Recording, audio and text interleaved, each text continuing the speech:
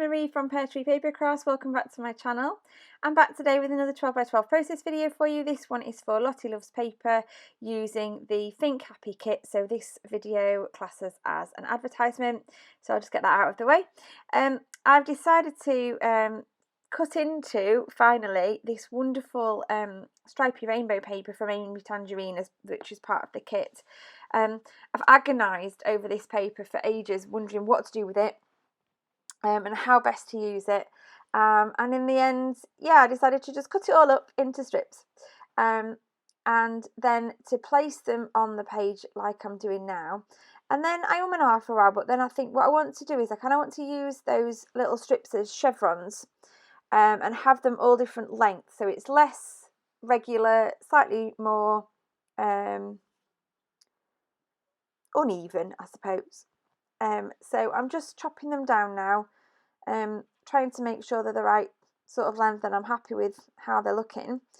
I do play with the colours quite a lot as well. I changed my mind several times as to the colours, and as you'll see from the photographs at the beginning, I've also changed my mind on the photograph that I was using. That one just didn't seem to fit with the colours that I'd chosen, so I do end up changing it for some others in a minute. But I love these bright colours. And then I've sort of decided that I'm going to use them as chevrons, but then I end up deciding to add extra little bits on the end as well to sort of extend the chevron, but to have sort of breaks in it as well. So just playing around with the lengths and trying to make my mind up what I'm doing. It does take me quite a while to sort of settle on a layout for this, on a setup for this. I will say, just while you're watching me do this, that this is one of those layouts where, you know, sometimes you scrapbook and everything just falls together beautifully and it goes together like an absolute dream and it's just wonderful. Well, this was not one of those. It really did take a lot of work to get this to work how I wanted it to, and to get it to a point where I was happy with. So don't ever be disheartened if you find that when you're scrapbooking that you kind of get to a point where you're just like, oh, it's just not working and I can't get it to work.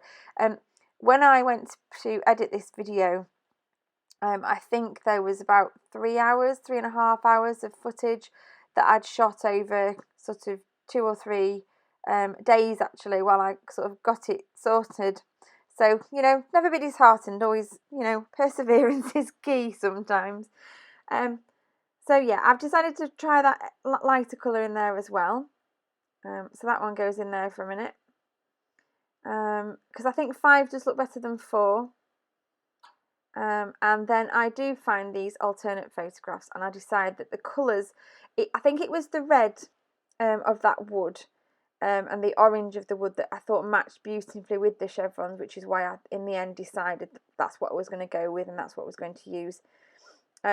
It took me a little while to decide on the sizes of the photographs, and I nearly left that middle one square, but then decided to make them all sort of ratio of 3 to 2, so nearly 3 to 2. It's they measure 3 by 4 inches. So then I decided it looked all a bit pristine, a bit neat, so that I was going to use my distressing tool there just to rough up the edges. This takes a little while to do, so I don't make you watch it all. And there it is, everything's distressed and stuck down now. And then I'm just deciding how to mat these photographs, and I do decide that I want to put them on some white cardstock first before placing them on, before adding any other bits in. As you can see, I've got a little pile over there to the right that I'm going to use to sort of mat underneath the photographs, add extra bits of coloured cardstock in. So they're going to run across the middle there.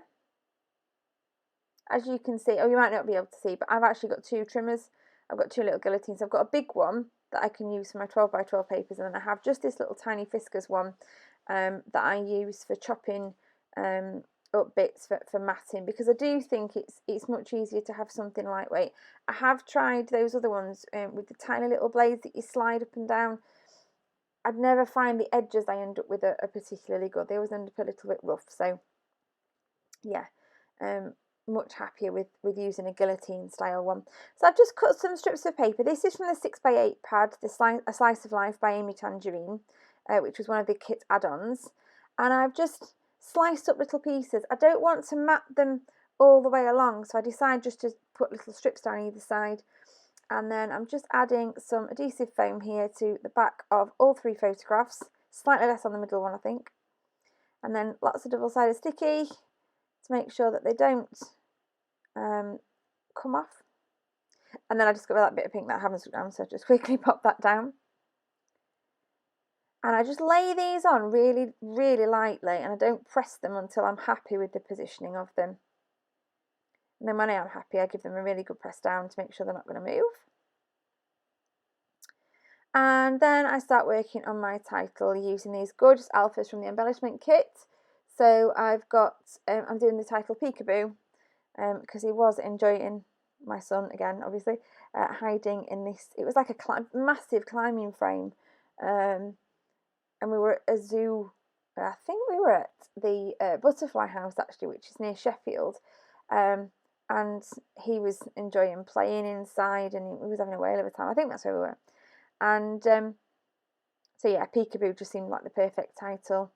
And I tried to add a couple of other black elements onto the page as well, because I wanted something else to go with those black letters. So I used that little Enjoy the Now sticker up at the top of that photograph, but then move it and change it. And yeah, like I said, this is one of those layouts. I've left kind of everything on this part of the video, so you can really see the process that I went through, because it was tricky. It was, like I say, it was one of those ones that just did not come together, and it did not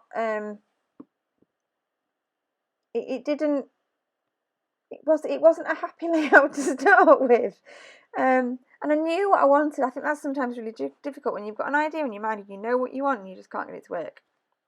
But I get there in the end. So yeah, I just play with these embellishments now, putting them on, taking them off, until I'm happy with the placement of them. I do decide that those glittery bits and pieces looked really nice, so I started picking off. I've got the chevrons there. I thought that matched really well, kind of going in the opposite direction to the main chevrons of the paper. And then that camera, so I found a place for that little camera to be tucked in as well. And little tabs as well that I'm just kind of popping in different places. And I am much happier with it now. It does feel like it's coming together. And then around about this point, I remember that I was going to stitch it. I was going to put it in my sewing machine, and I was going to stitch down all those paper chevrons. And it was kind of like, well, I really, really can't do it now. I've stuck down all my embellishments. I've stuck down all my photographs, and I really have pressed them down quite firmly. So I decided, instead of doing it on the machine, I'm going to do it by hand. But I do also decide to do some Nouveau drops in some matching colours, just at various points on the layout. Again, add a bit of interest and break up a little bit of that white, which works really well. I do then realise that I've done this in the wrong order, and I really, really, really, if I can give you any piece of advice at all, it's leave Nouveau drops till the end, because you will see in a minute that I lent on mine and had to kind of try and rescue them. So I've gone all the way around the edge just with a single line, and then I'm doing like a wiggle, like stitchy wiggle. And then I decide I am going to go all the way around all the pieces. That's it, that's when I lent on it. But yeah, the faux stitching in the end looks really, really effective, and sort of I feel like it brought everything together and made it all feel much better for me. And I end up really happy with it. Thank you ever so much for watching today. I hope you've enjoyed the video. Give it a thumbs up if you did, and head over to Lottie Loves Paper and see some of the amazing new collections in stock.